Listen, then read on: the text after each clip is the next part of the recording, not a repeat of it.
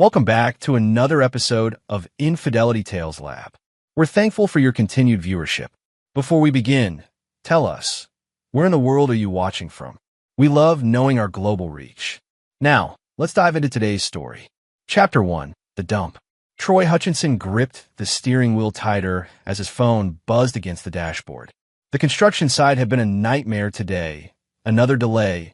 Another contractor tried to shortchange him. At 34, Troy had built his demolition company from nothing, and he'd learned that showing weakness invited vultures. "Daddy." Emma's voice crackled through the speaker, small and confused. "Hey, sweetheart, how's Grandma Helen's house?" Troy softened his voice, the way he only did for his 6-year-old daughter. She was the one pure thing in his increasingly complicated world. "Daddy, I'm scared. Grandma took me to a big place with lots of trash, and she made me eat old bread. It tasted bad and had green stuff on it." Troy's blood chilled. "What? Emma, where are you exactly?" "I don't know. There are big trucks and mountains of garbage. Grandma said we had to come here because—" Emma's voice dropped to a whisper. "Because they only have boys." The line went dead. Troy stared at his phone, his mind racing. Helen Marsh, his mother-in-law, had never been warm toward him, but taking Emma to a dump? Making her eat moldy bread? And what the hell did they only have boys mean?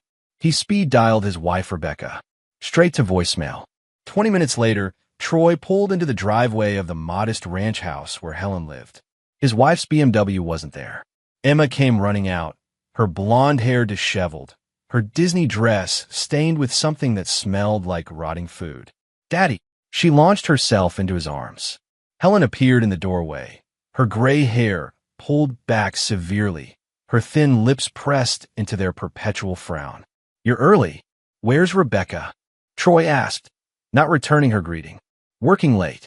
Again."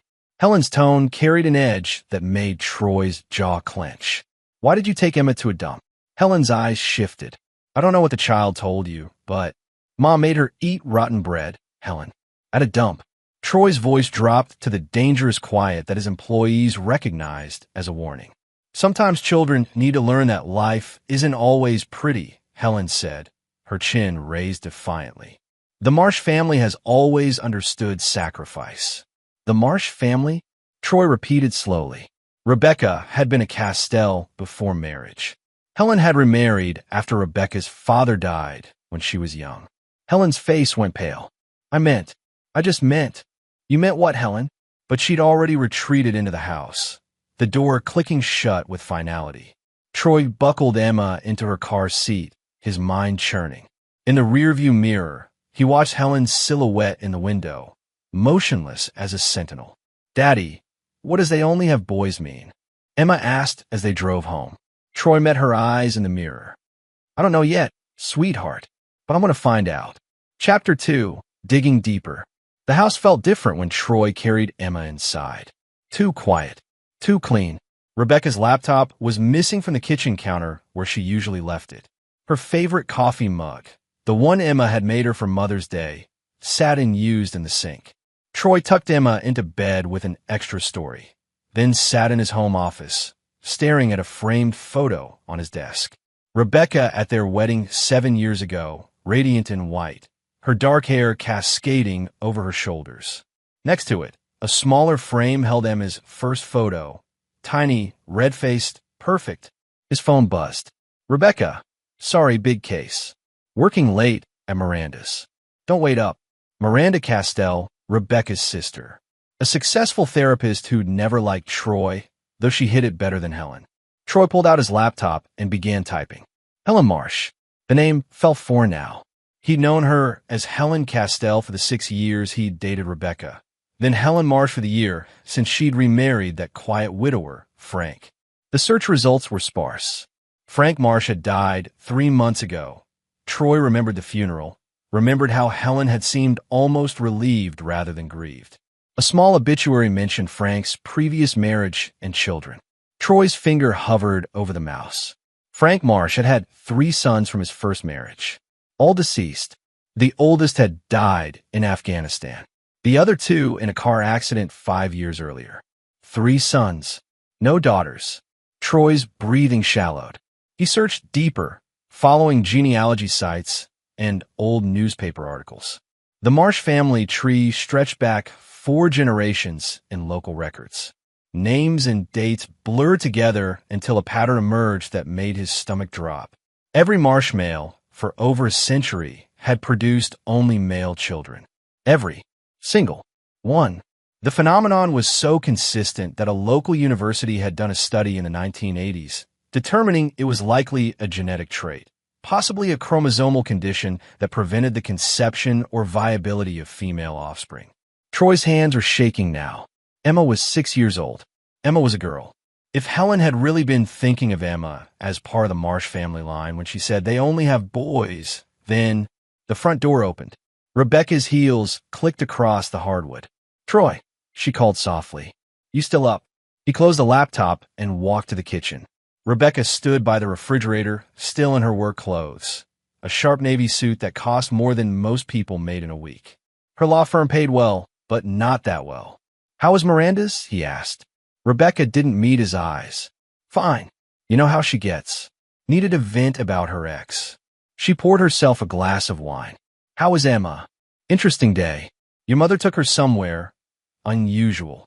Rebecca's hand stilled on the wine glass. "What do you mean?" "A dump, Rebecca. Helen took our 6-year-old daughter to eat moldy bread at a dump." That's ridiculous.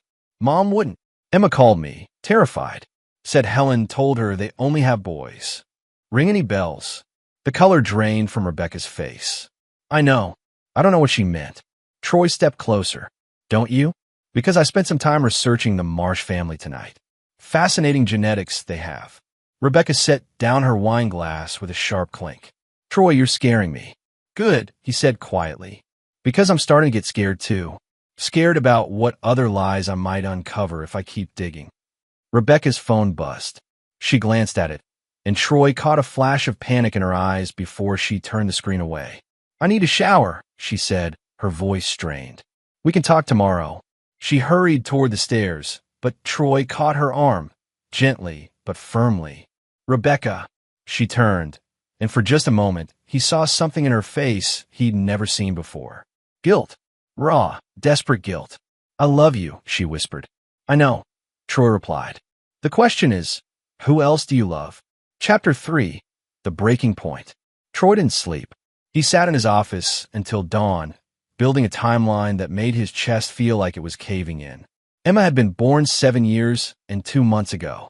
Rebecca had gotten pregnant during their engagement, 3 months before the wedding, a happy surprise that had made them both giddy with joy. But now he remembered things differently. Rebecca's strange mood swings that spring. Her sudden interest in yoga classes that seemed to happen at odd hours. The way she'd been protective of her phone, claiming work was getting more demanding. He also remembered the week she'd gone to visit her college roommate in Portland. Girl time, she called it. Just need to clear my head before we become a family. Emma had been born exactly 38 weeks after Rebecca returned from Portland. Troy's phone rang at 6 a.m. An unknown number. "Mr. Hutchinson? This is Dr. Raymond Cross. I believe we need to talk." "Who is this?" "I was Frank Marsh's physician. I think you might want to know some things about his family's medical history. Things that might affect your daughter." Troy's grip tightened on the phone. "What kind of things?" "Not over the phone. Can you meet me at Riverside Park in an hour?" "Come alone." Dr. Cross was a thin man in his 60s with kind eyes and hands that shook slightly when he handed Troy a manila envelope. Frank was a good man, Cross said as they sat on a bench overlooking the river. But he carried guilt about something until the day he died. About Helen. About what she was hiding. Troy opened the envelope. Inside were medical records, genetic test results, and a handwritten letter. Frank found out 3 months before he died. Cross continued. Helen had confessed everything to him during one of his cancer treatments.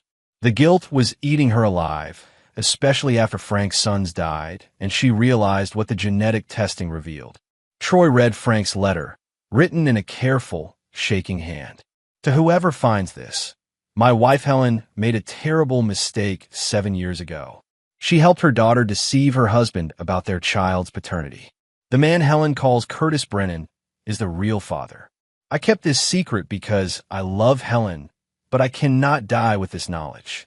The little girl deserves the truth, and the husband deserves justice. Helen planned to tell him the day Curtis comes back to town next month. She's been planning it for months, trying to find the courage. But I think the man deserves to know on his own terms. Frank Marsh. Troy's vision blurred. Curtis Brennan. The name hit him like a physical blow. Curtis had been Rebecca's law school study partner. He'd been at their wedding, charming, handsome, with an easy smile that had made Troy instinctively dislike him. Curtis had moved to Portland for work right after graduation, but he'd kept in touch with Rebecca. Always professional, always friendly. "There's more," Dr. Cross said gently. "Frank did some investigating before he died. Curtis is coming back to town permanently. He's bought a house 2 miles from yours. He's planning to start a practice here." Troy closed the envelope, his hands steady despite the rage building in his chest. "Helen doesn't know Frank wrote this letter," Cross added. "She thinks she still has time to decide how to tell you." "How long have you been sitting on this?" 2 weeks. Frank made me promise to wait until after his funeral arrangements were complete. He didn't want Helen to suffer more than necessary, even though— Cross trailed off. "Even though she deserves to suffer," Troy finished. Cross looked uncomfortable. Frank loved her. He wanted mercy for her. Troy stood, the envelope clutched in his fist. "Frank was a better man than me." That afternoon, Troy picked up Emma from school himself instead of letting Rebecca handle it. He studied his daughter's face as she chattered about her day. The shape of her nose, the color of her eyes, the way she gestured with her hands. He'd always thought she looked like Rebecca. Now he realized he'd been seeing what he wanted to see. "Daddy, you look sad," Emma said as they sat in the ice cream shop where they'd gone every Friday since she was old enough to walk. "Just thinking, sweetheart, about the bad bread at Grandma's house." Troy met her eyes. "Emma, do you remember anything else Grandma said at that place?" Emma scrunched her face in concentration. "She said something about a man named Curtis. She said he was coming home soon and that everything would be different." Troy's spoon clattered against his bowl. "Did I say something wrong?" Emma asked, her voice small. Troy forced a smile. "No, baby. You said everything exactly right." That night, Rebecca tried to initiate their usual Friday night routine. Wine, takeout, and a movie after Emma went to bed. But Troy couldn't focus on anything except the weight of the envelope hidden in his office safe. "You've been weird all day," Rebecca said during the movie. "Is this about what Mom did?" "Because I talked to her and—" "What did she say?" Rebecca hesitated. "She said she was trying to teach Emma about reality, about how hard life can be, by making her eat rotten food at a dump. She said Emma was being dramatic, that it was just stale bread and—" Troy turned off the TV. "Rebecca, I need you to tell me something. I need you to be completely honest." Her face went pale. "Okay, is Emma my daughter?" The silence stretched between them like a chasm. Rebecca's mouth opened and closed soundlessly. Tears began streaming down her face. "Troy, is she mine?" Rebecca broke down completely, sobbing into her hands. "I'm so sorry. I'm so sorry." Troy felt something cold and final settle in his chest. "How long have you been planning to leave me for him?" Rebecca's head snapped up. "What? No, Troy, I would never." "Curtis is moving back to town, Rebecca. You think I'm stupid?" Her face crumpled. "It's not like that. I love you. I love our life. Curtis and what happened between us was a mistake, and it's over." A mistake that lasted how long? Just that week in Portland. It was just 1 week, and I regretted it immediately. I came home, and I chose you. I chose us. Troy stood up slowly. "You chose to lie to me for 7 years about my daughter's paternity. She is your daughter." Rebecca stood too, desperate.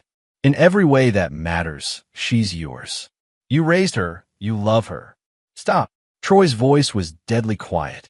"Stop talking." Rebecca fell silent, tears streaming down her face.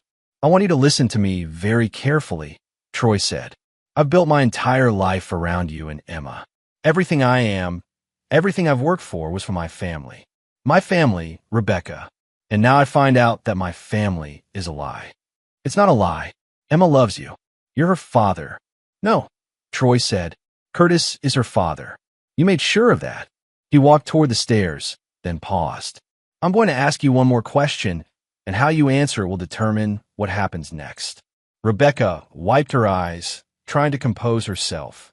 Okay, are you planning to tell Emma the truth? Are you and Curtis planning to be together? Rebecca's silence was answer enough. Troy nodded slowly. I see. Troy, please. We can work through this. We could go to counseling. We can... No, Troy said. We can't.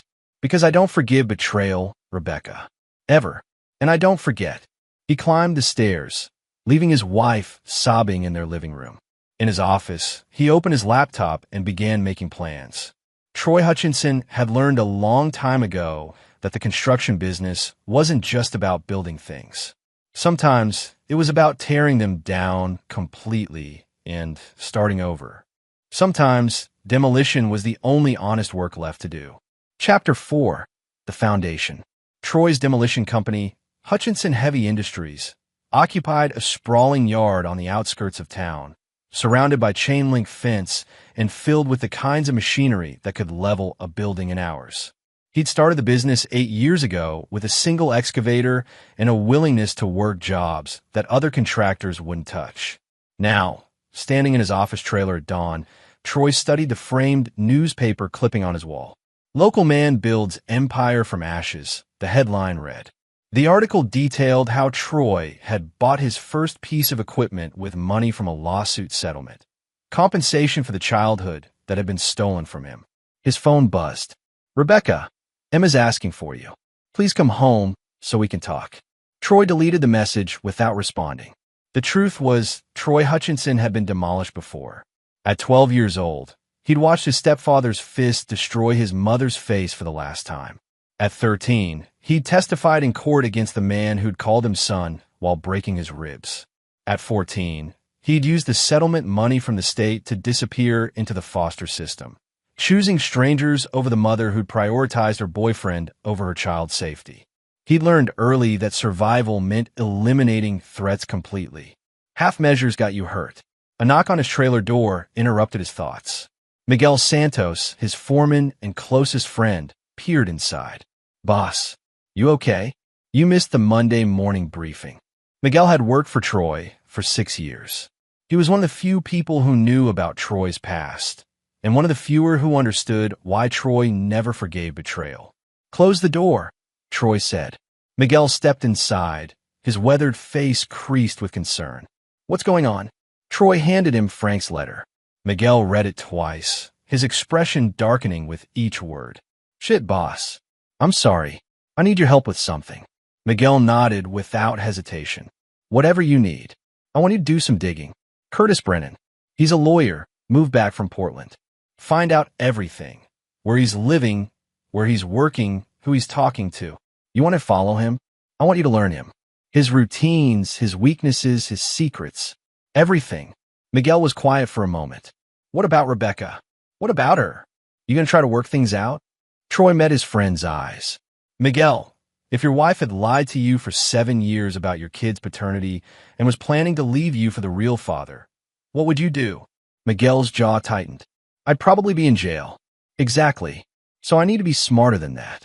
Over the next week, Troy maintained a facade of normalcy while building his intelligence network. He went home each night, ate dinner with his family, helped Emma with homework, and slept in the guest room, ostensibly because of a work stress and insomnia that Rebecca didn't question too closely.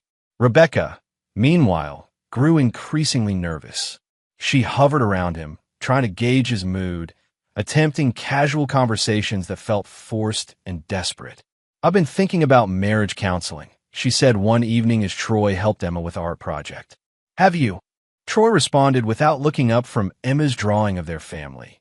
Stick figures holding hands in front of a house under a smiling sun. Dr. Kellerman has openings next week.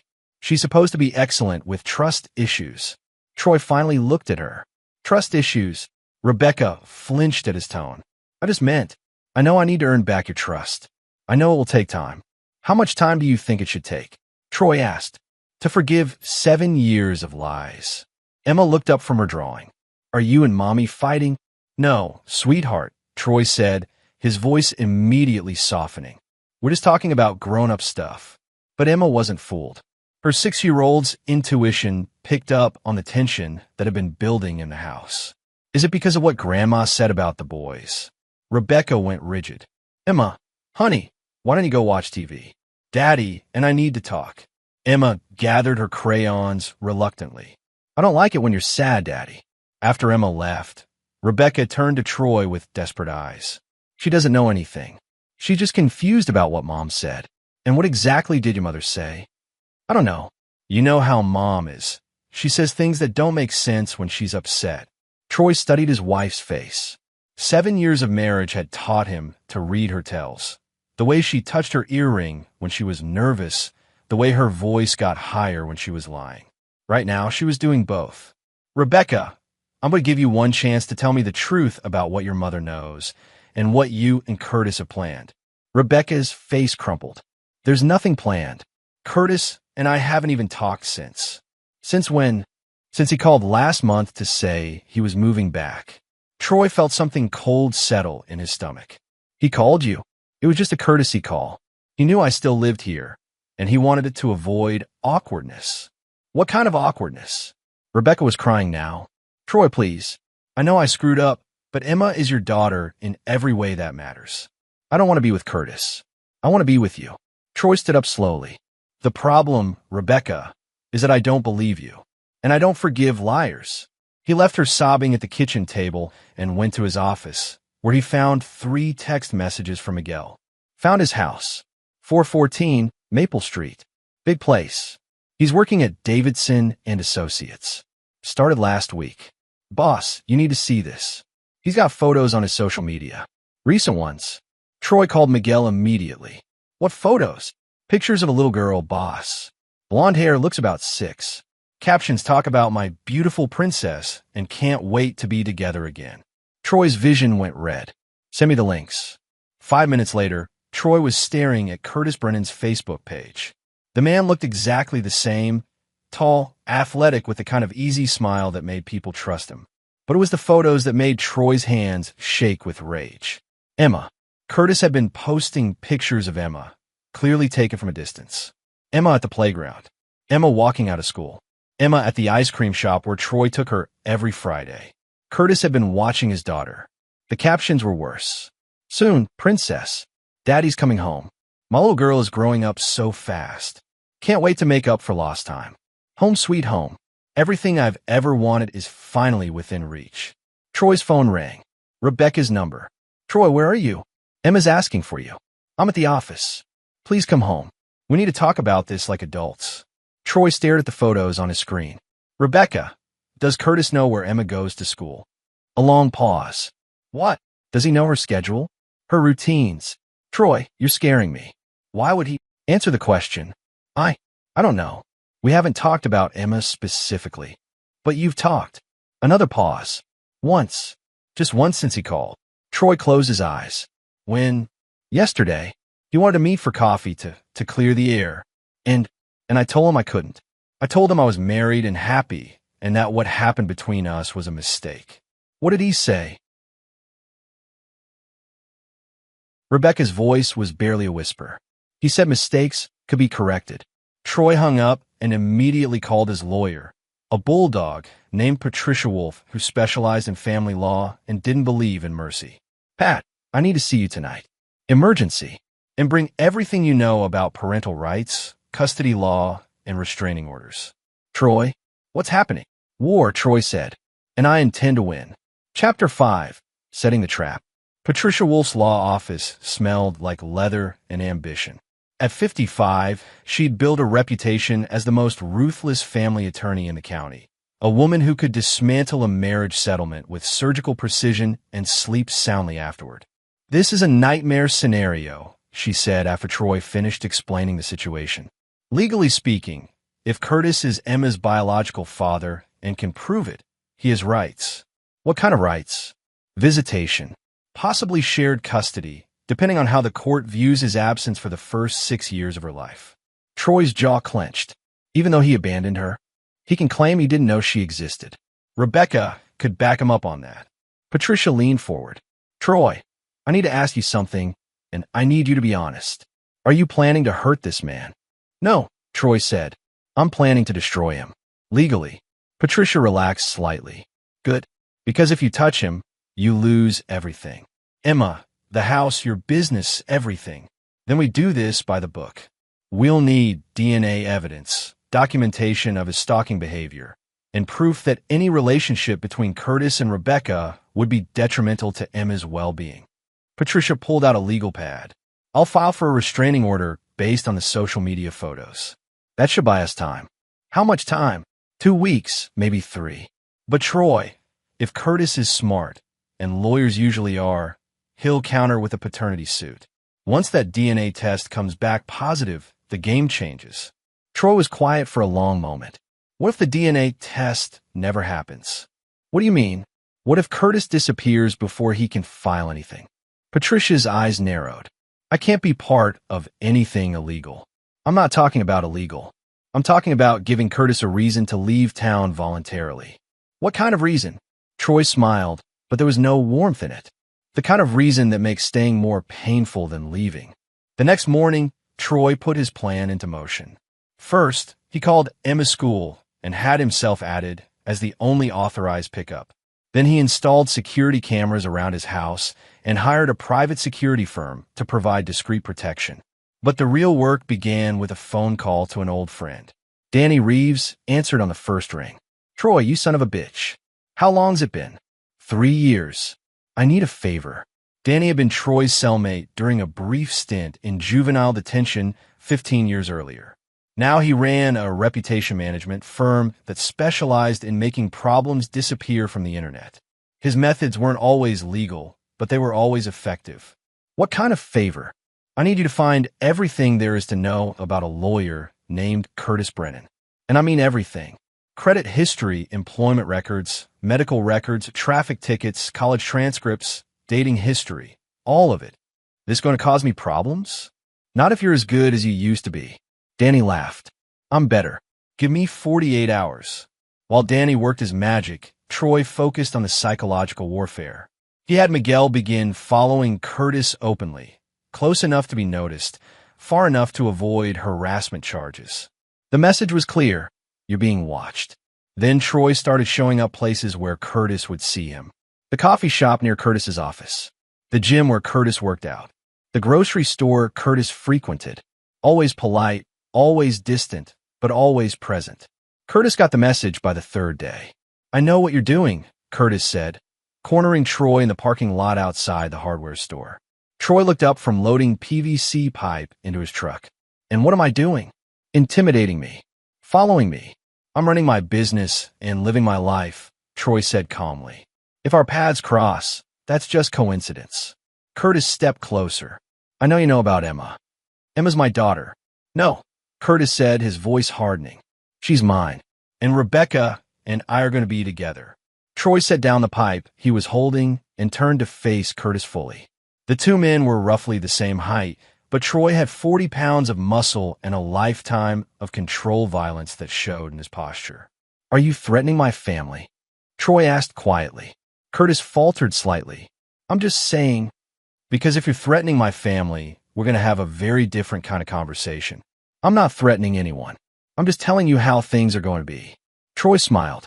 Curtis, let me tell you how things are going to be. You're going to stay away from my wife, and you're going to stay away from my daughter. If you don't, I'm going to make your life very uncomfortable. You can't stop me from seeing my own child. Watch me. That evening, Danny called with his report.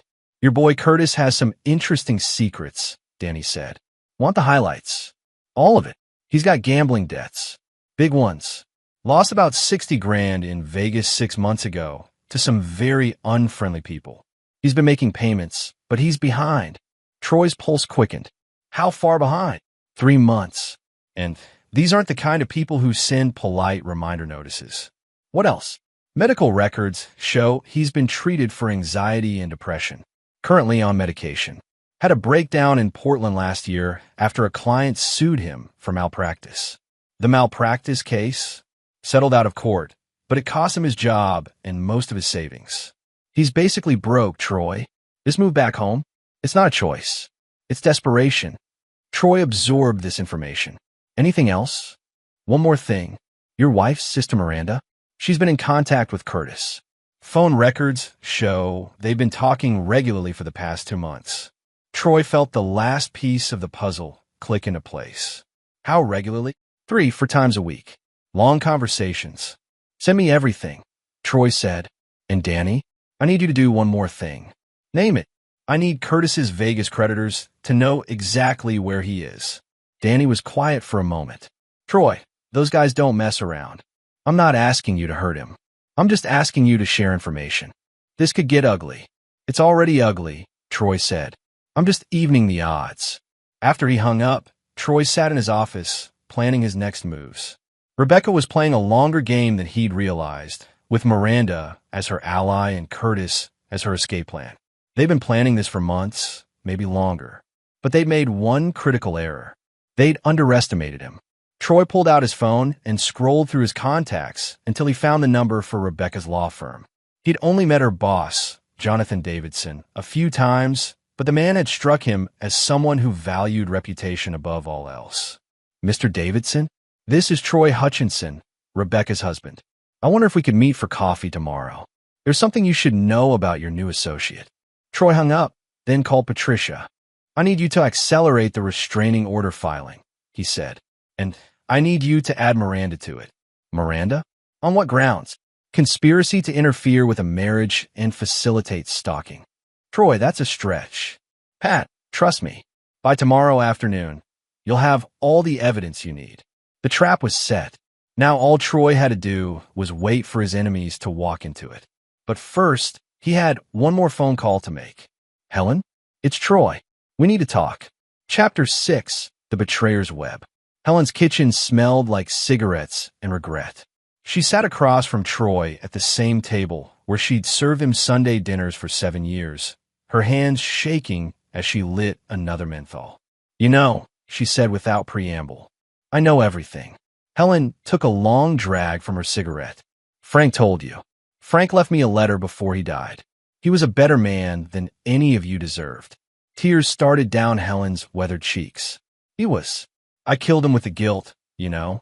The cancer might have taken his body, but I poisoned his soul. Tell me about Curtis. Helen stubbed out her cigarette and immediately lit another. Rebecca met him in law school. She was already engaged to you, but she was scared. Scared of what? Of settling down. Of becoming like me. Trapped in a small town with a man who worked with his hands while she had all these big dreams. Helen's voice was bitter. Curtis was everything she thought she wanted. Sophisticated. Ambitious. He made her feel special. So, she had an affair. 1 week. That's all it was supposed to be. She went to Portland to think about the engagement, and Curtis was there for some law conference. They spent the week together, and she came home pregnant. Troy felt his chest tighten. She knew it might not be mine. She hoped it was yours. She wanted it to be yours. But when Emma was born, Helen trailed off. When Emma was born, what? She looked like Curtis. Still does, if you know what to look for. Rebecca panicked. She made me promise never to tell. And I kept that promise because I thought it was for the best. For the best. Troy's voice was dangerously quiet. You loved that little girl from the moment she was born. You were a better father than Curtis ever could have been. Rebecca made the right choice. Rebecca made the choice to lie to me for 7 years. Helen met his eyes. Yes, she did. And I helped her do it. Why did you take Emma to the dump? Helen's face crumpled. Because Curtis is back, and Rebecca is losing her nerve. She's been talking about telling you the truth, about maybe trying to work out some kind of arrangement. What kind of arrangement? Shared custody. With Curtis as the father and you as the stepfather. Helen's voice broke. I thought if Emma understood how hard life could be without security, without a stable home, she might help Rebecca see reason. Troy stared at this woman who'd eaten at his table, accepted his gifts, called him son. You were trying to terrorize a 6-year-old to protect your daughter's lies. I was trying to protect my granddaughter, Helen said. And you, by helping Rebecca plan to leave me? Helen's eyes widened. What? No, Rebecca doesn't want to leave you. She wants to find a way to tell you the truth without losing everything. Helen, Curtis has been stalking Emma. He's been posting photos of her online, calling her his daughter. Rebecca's been talking to him behind my back. And your other daughter, Miranda, has been helping coordinate it all. Helen went pale. That's not. Rebecca wouldn't. Troy pulled out his phone and showed her Curtis's social media posts. Helen's hands shook as she scrolled through the images. Oh my God, she whispered. Oh my God, what have we done? You've given me a war, Troy said. And now I'm going to win it. Helen looked up at him, fear evident in her eyes. What are you going to do?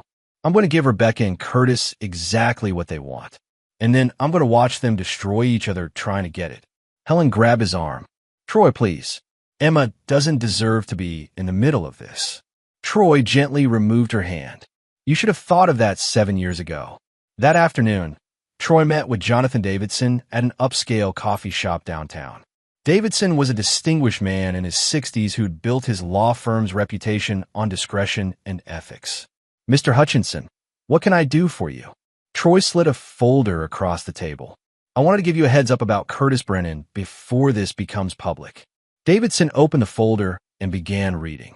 His expression grew darker with each page. Copies of Curtis's gambling debts, the malpractice suit, his medical records, and most damning, printed screenshots of his social media posts featuring Emma. Jesus Christ, Davidson muttered. Is this legitimate? Everything. Curtis has been stalking my 6-year-old daughter and posting photos of her online, claiming she's his child. He's also been having an inappropriate relationship with my wife. Davidson closed the folder. Mr. Hutchinson, I appreciate you bringing this to my attention, but this seems like a family matter. Mr. Davidson, Curtis is using your firm's resources to facilitate this stalking.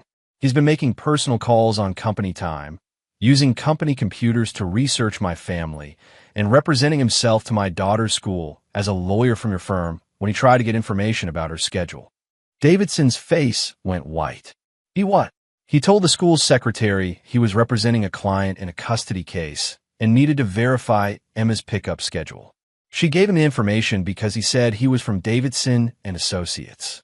This was a lie, but Troy knew Davidson wouldn't verify it until after he'd acted on it. I want him gone, Davidson said. Today, I understand. I just wanted you to know before the restraining order becomes public and reporters start calling. Restraining order? Being filed this afternoon, along with a formal stalking complaint. Davidson stood up abruptly. Thank you for bringing this to my attention. Curtis Brennan will no longer be associated with this firm. By 4 p.m., Curtis had been fired. By 5 p.m., Patricia had filed a restraining order. And by 6 p.m., Troy was home making dinner for Emma when Rebecca walked in, her face pale and shaken. We need to talk, she said. Emma's right here. Emma, go play in your room for a few minutes, Rebecca said, her voice strained.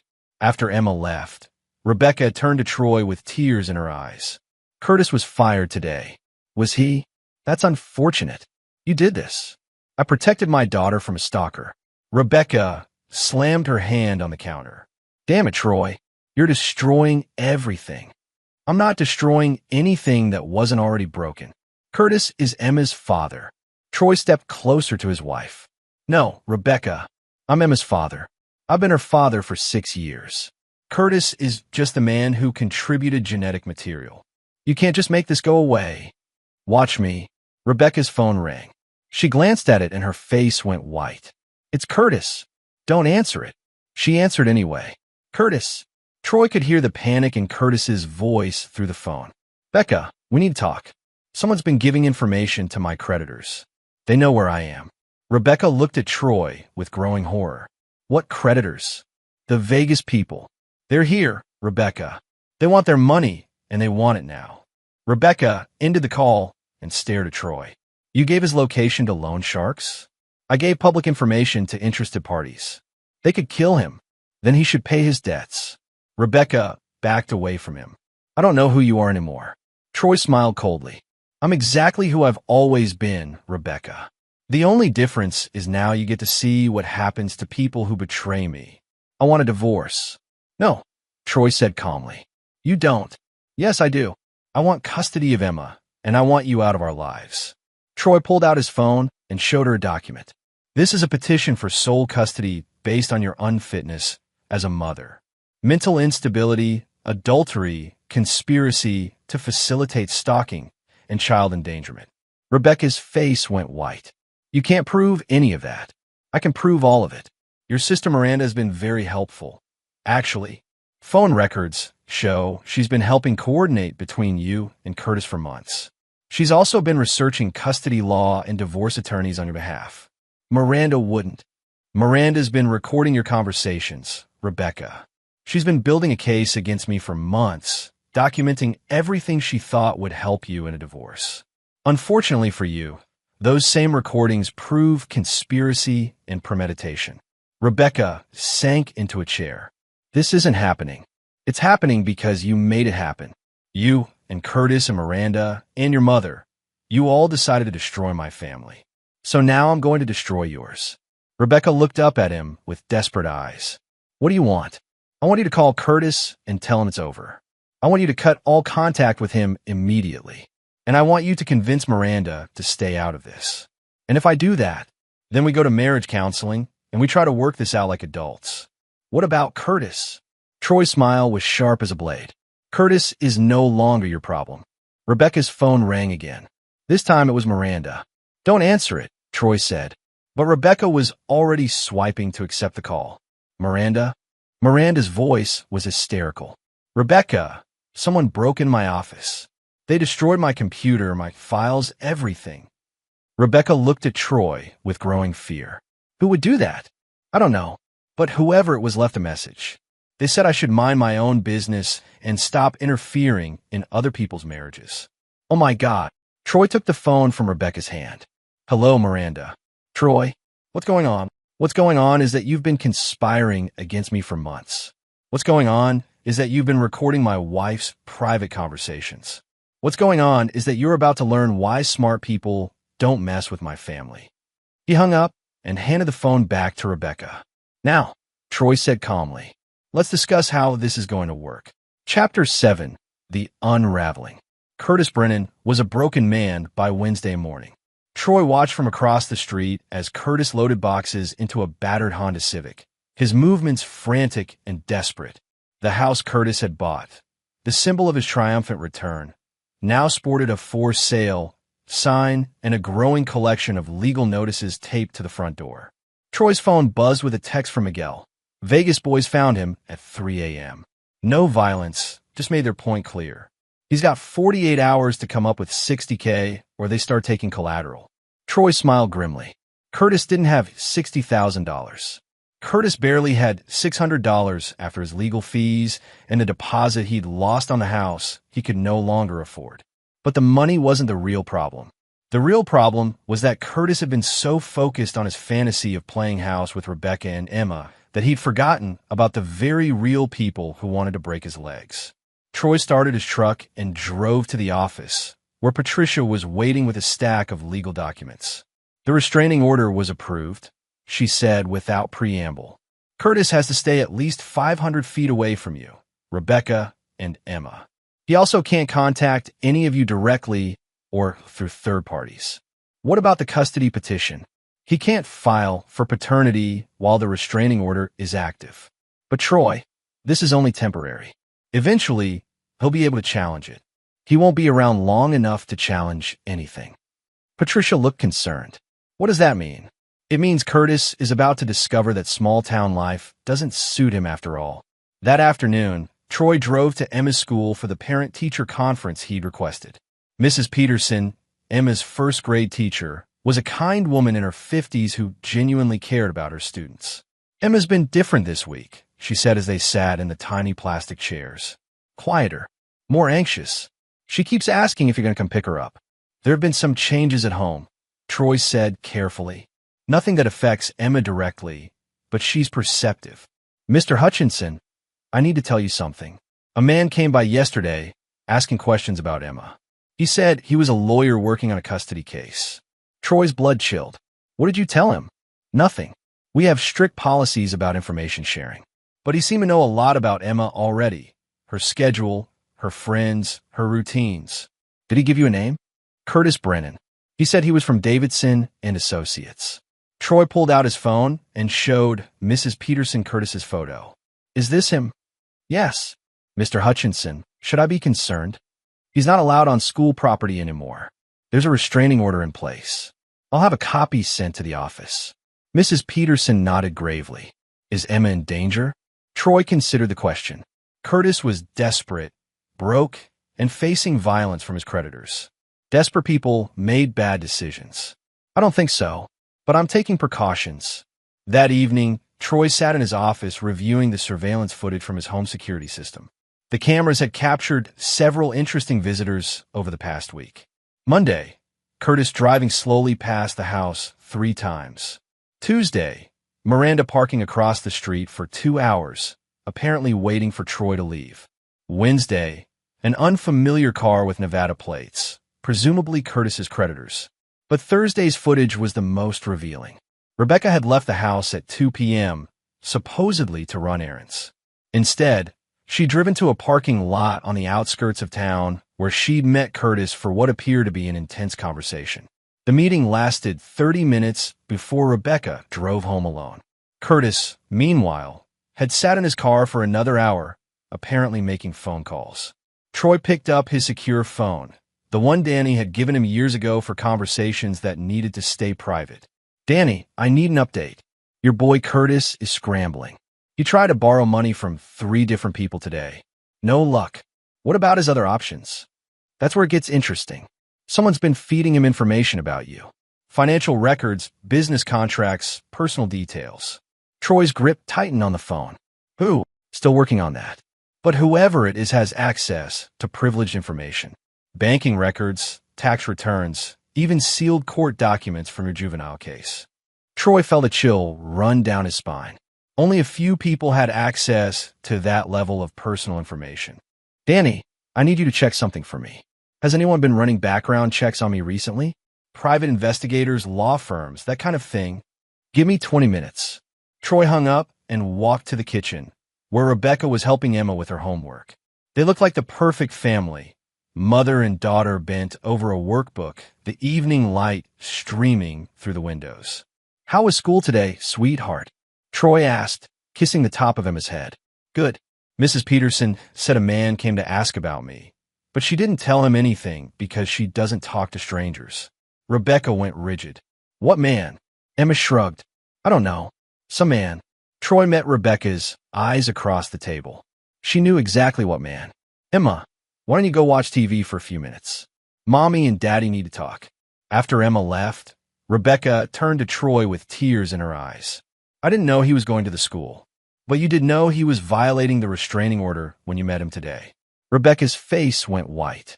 How did you? I know everything, Rebecca. The question is, what else have you and Curtis been planning? Nothing. Troy, I swear, I told him it was over. I told him to leave town and never contact us again. And he said he couldn't leave. He said he owed money to dangerous people, and his only chance was to fight for custody of Emma. Troy felt something cold settle in his stomach. Custody of Emma for what? I don't know. He was talking crazy, saying he could get child support, or maybe he could get her away from here where it was safe. Safe from what? Rebecca was crying now.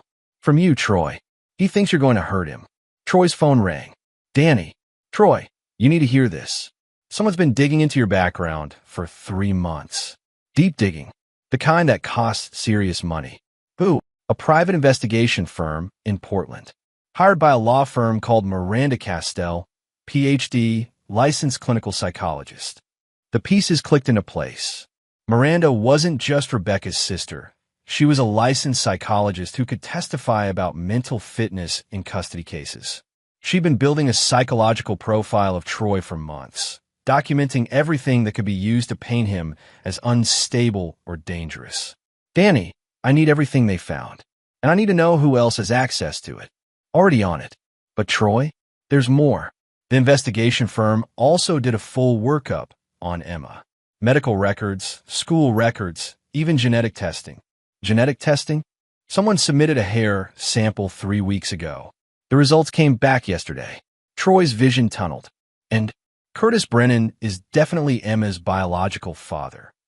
Troy hung up and looked at Rebecca, who was watching him with growing terror. How long have you known? He asked quietly. Known what? How long have you known that Curtis had Emma's DNA tested? Rebecca broke down completely. I didn't know. Troy, I swear I didn't know. But Miranda knew.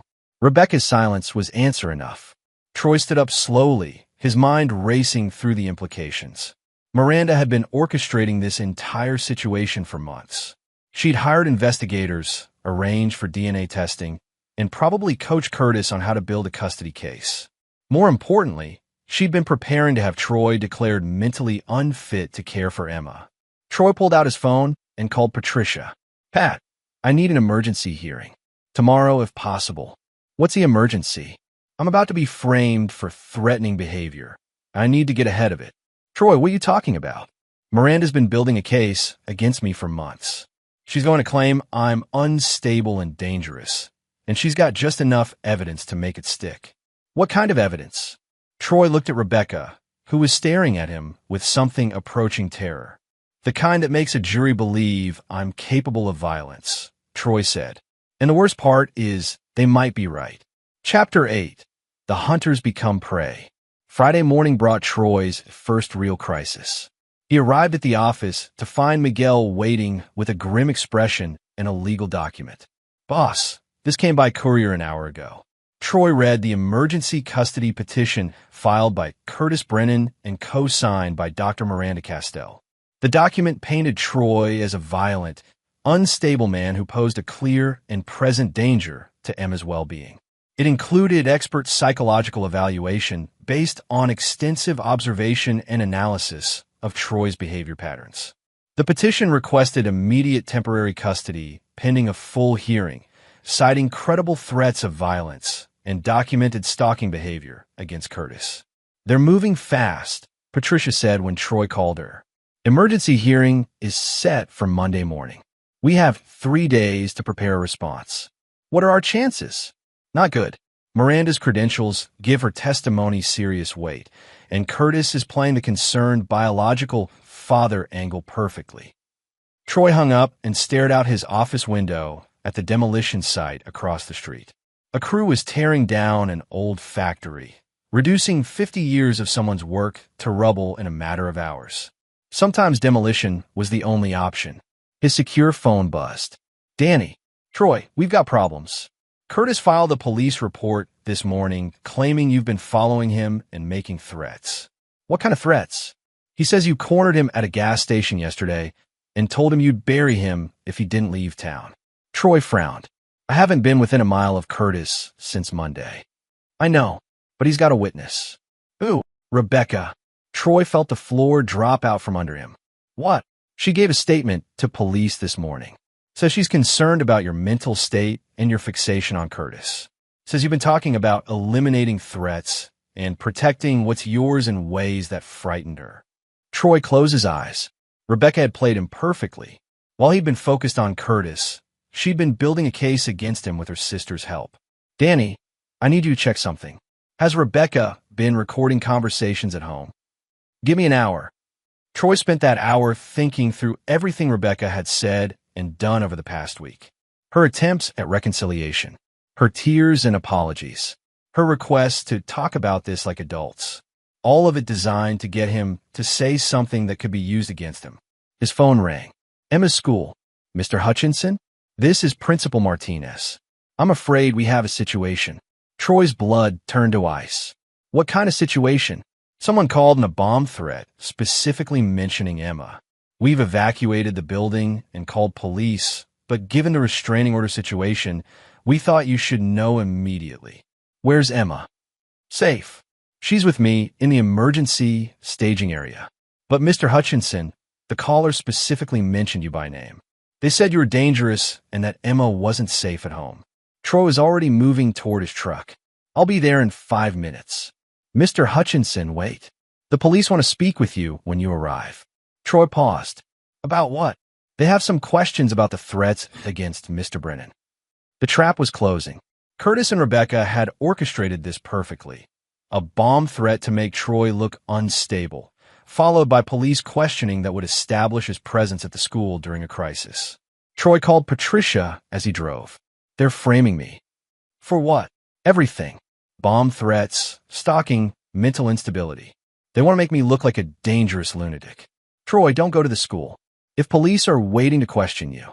"My daughter is there. Your daughter is safe." But if you walk into their trap, you'll lose her forever. Troy pulled over, his hands shaking with rage. What do you recommend? We go on the offensive. Immediately. How? By exposing what Curtis and Miranda have really been doing. And by proving that Rebecca has been lying about everything.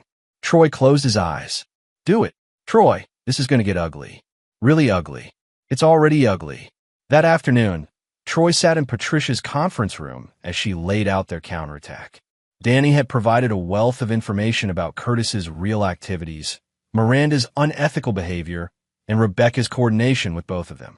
Curtis has been using stolen credit cards to fund his investigation into your family, Patricia said. The private investigator he hired paid with a card belonging to one of his Portland clients. That's fraud. It gets better. Miranda has been secretly recording therapy sessions with Rebecca and using that information to build her case against you. That's a violation of professional ethics that could cost her license. And Rebecca? Patricia slid a folder across the table. Bank records show she's been funneling money to Curtis for months. Small amounts from her joint account, transferred to a PayPal account registered to a fake name. Troy reviewed the documents. How much? $12,000 over 6 months. Troy felt something cold and final settle in his chest. Rebecca hadn't just betrayed him. She'd been systematically stealing from him to fund that betrayal. There's more, Patricia continued. The DNA test on Emma? Miranda arranged it by taking hair from Emma's brush during a sleepover at her house. No consent, no legal authority. That evidence is inadmissible. What about the bomb threat? Traced to a burner phone purchased with one of Curtis's stolen credit cards. We can prove he made the call. Troy looked up. You can prove all of this. Every bit of it. But Troy, if we use this information, we destroy all of them.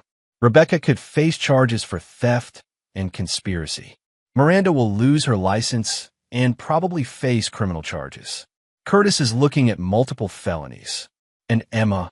Patricia's expression softened. Emma keeps the only father she's ever known. The man who raised her, protected her, and loved her unconditionally. Troy stood up and walked to the window. Outside, the first snow of winter was beginning to fall, covering the world in clean white. Do it, he said quietly.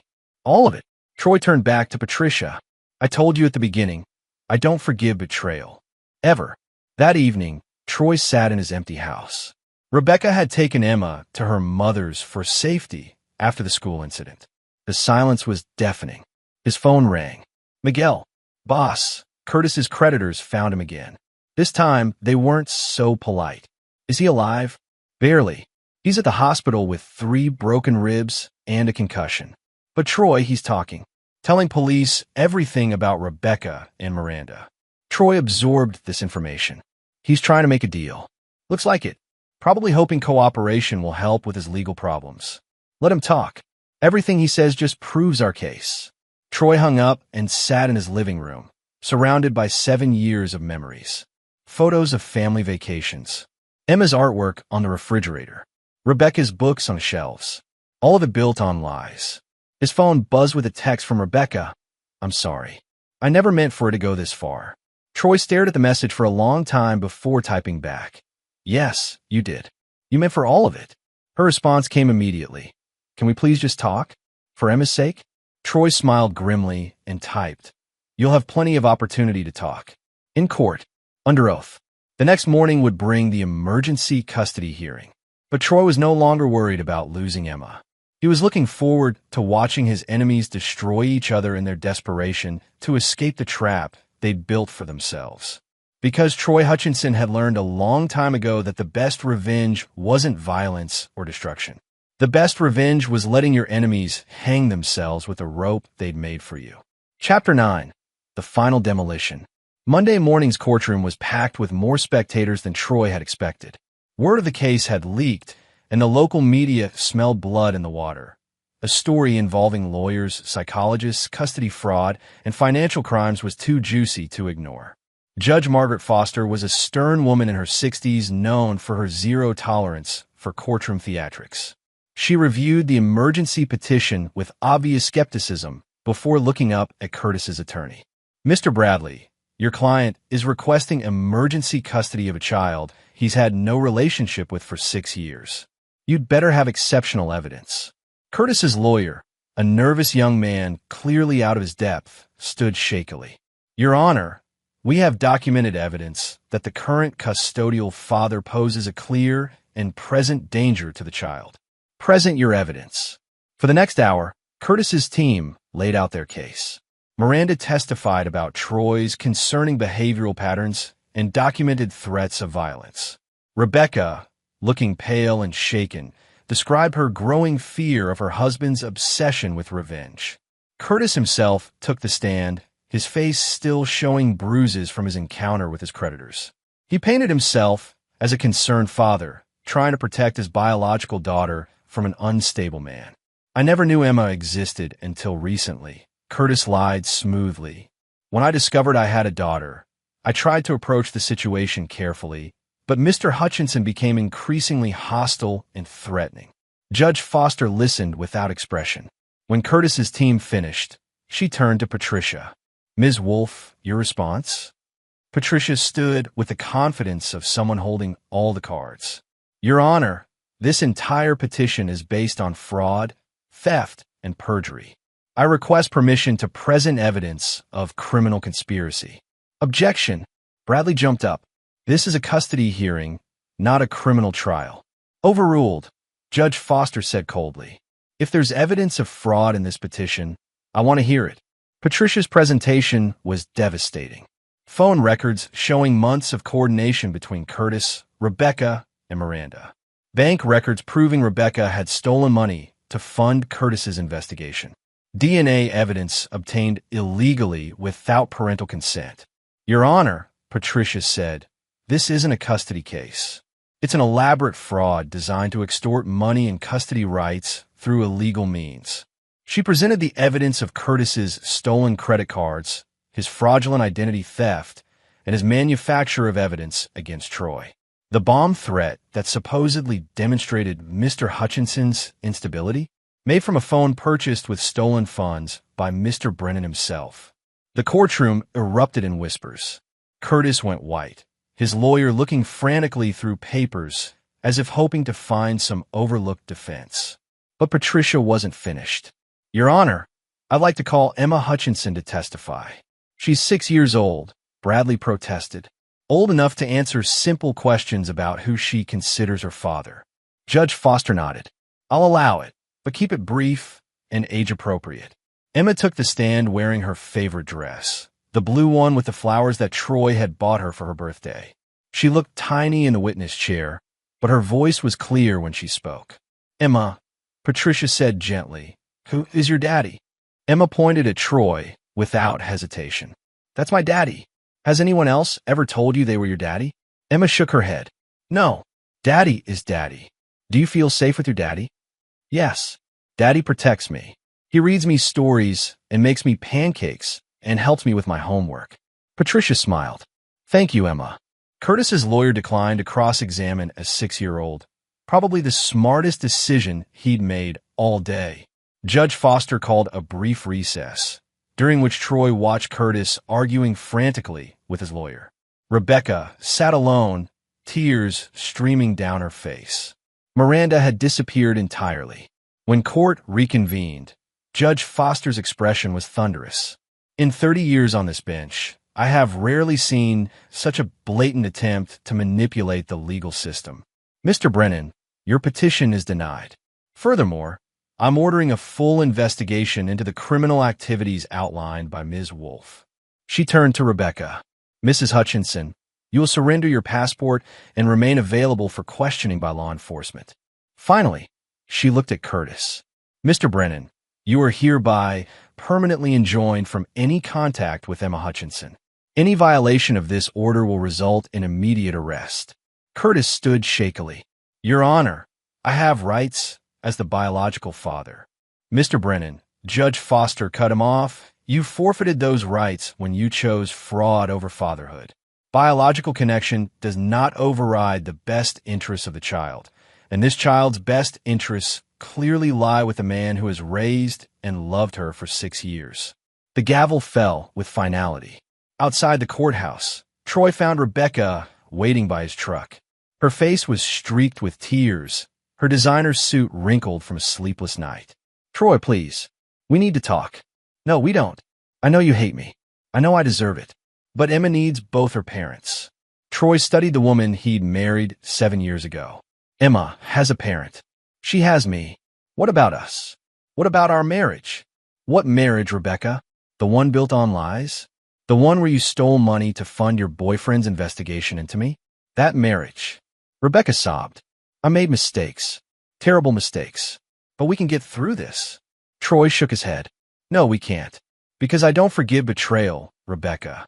I told you that from the beginning. So, what happens now? Now you face the consequences of your choices. The district attorney is filing charges for theft, conspiracy, and fraud. Miranda's going to lose her license and probably face jail time. Curtis is looking at federal charges for the credit card fraud. And me?" Troy opened his truck door. "You made your choice, Rebecca. You chose Curtis over me, lies over truth, and greed over family. Now you get to live with those choices." Rebecca grabbed his arm. "What about Emma? She needs her mother." Troy gently removed her hand. "Emma needs stability and truth. Two things you've never been able to provide." As Troy drove away, he saw Rebecca in his rearview mirror, standing alone in the courthouse parking lot, finally understanding the cost of her betrayal. That evening, Troy sat with Emma in their living room, helping her work on a puzzle. The house felt different now, cleaner somehow, as if the lies had been a physical presence that was finally gone. "Daddy, is Mommy coming home?" Emma asked. Troy considered his answer carefully. "Mommy made some bad choices, sweetheart. She's going to have to go away for a while to think about what she did." "Are you sad?" Troy looked at his daughter, the little girl who had called him daddy from her first word, who ran to him when she was scared, who trusted him completely to keep her safe. "No, baby, I'm not sad. I'm just glad you're here with me." Emma smiled and placed another puzzle piece. "Me too, Daddy." 6 months later, Troy stood in the same courtroom for the final custody hearing. Rebecca was dressed in an orange jumpsuit, serving 18 months for theft and conspiracy. Curtis had fled the state to avoid federal charges, abandoning any pretense of caring about Emma. Miranda had lost her license and was facing her own criminal trial. Judge Foster reviewed the case one final time before making it official. Troy Hutchinson was granted sole legal and physical custody of Emma Hutchinson. "Mr. Hutchinson," the judge said, "this little girl is lucky to have you." Troy looked down at Emma, who was coloring quietly in the gallery. "No, Your Honor, I'm the lucky one." Because in the end, Troy had learned something his enemies never understood. The strongest foundations weren't built on blood or genetics or legal documents. They were built on love, truth, and the unshakable determination to protect what mattered most. And Troy Hutchinson had always been very, very good at protecting what was his. And there you have it. Another story comes to an end. What did you think? I'd love to hear your thoughts in the comments below. If you enjoy this story, consider joining our community by subscribing. It means the world to us. For more stories like this one, check out the recommended videos on screen. And I'll see you there.